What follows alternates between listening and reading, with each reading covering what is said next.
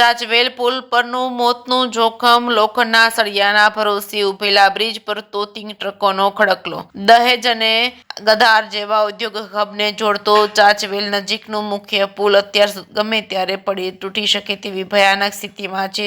પુલ એટલો જર્જરિત છે તેને નીચેની લોખંડના સળીઓ અને એંગલોના ટેકા આપી માંડ ઊભો રાખવામાં આવ્યો છે। આશ્ચર્યની વાત તો એ છે કે 20 ટનની મર્યાદાના બોર્ડ હોવા છતાં આ પુલ પરથી દરરોજ 40 થી 50 ટન વજન ધરાવતા મીઠાના અને કેમિકલના તોતિંગ ટ્રકો બેરોકટોક રીતે પસાર થઈ રહ્યા છે। તંત્રની આ ઘોર બેદરકારીમાં મોટી જાનહાનિને આમંત્રણ આપી રહ્યા નથી તેવું જણાઈ રહ્યા છે। સ્થાનિક સરપંચ તેમજ ગ્રામજનો છેલ્લા 6 મહિનાથી આ બાબતે રજૂઆતો કરી રહ્યા છે। બાજુમાં નવા પુલનું કામ ચાલી રહ્યું છે પરંતુ તેની ગતિ ગોકળગાય જેવી હોવાથી વાહન ચાલકો આ જોખમી જૂના પુલ પરથી પસાર થવા મજબૂર છે। યુવા કોંગ્રેસના જિલ્લા ઉપપ્રમુખ ઇમ્તિયાઝભાઈ પટેલે તંત્ર પર આકરા પ્રહારો કરતા જણાવ્યું છે કે શું અધિકારીઓ કોઈ નિર્દોષનો ભોગ લેવાય તેની રાહ જોઈ રહ્યા છે।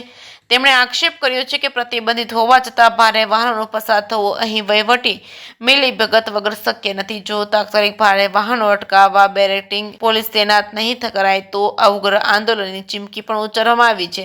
જે સિંહ ગુજરાતી સાથે કેતન મહેતા, ભરૂચ। આ માત્ર પુલ નથી, આ માત્ર અધૂરો પુલ નથી।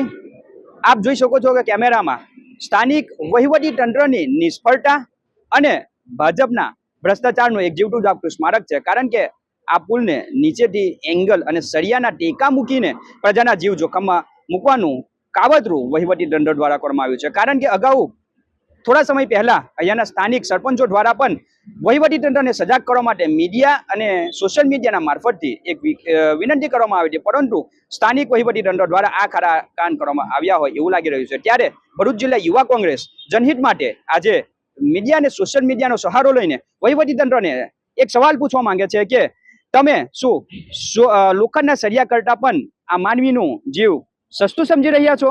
કારણ કે અહીંયા બોર્ડ લગાવવામાં આવ્યું છે કે 20 ટનથી ઉપરના ભાડાર વાહનો પસાર કરવા દેવામાં નહીં આવે, પરંતુ ઇન્ડસ્ટ્રીયલ ઝોનમાં ઉપયોગમાં લેવાતા 50 ટનથી ઉપરના ભાડાર વાહનો અહીંયાથી રોજ પસાર થાય છે। અને જો કોઈક મોટી હોનારત બનશે અથવા કોઈક મોટી ઘટના બનશે તો એના માટે શું અહીંયાના ચૂંટાયેલા પ્રતિનિધિઓ, કલેક્ટર, મંત્રીશ્રીઓને જેલ થશે કે પછી જે પણ કોન્ટ્રાક્ટરો છે તેના ઉપર દોષનો ટોપલો નાખીને હાથ ખંખેરી લેવામાં આવશે?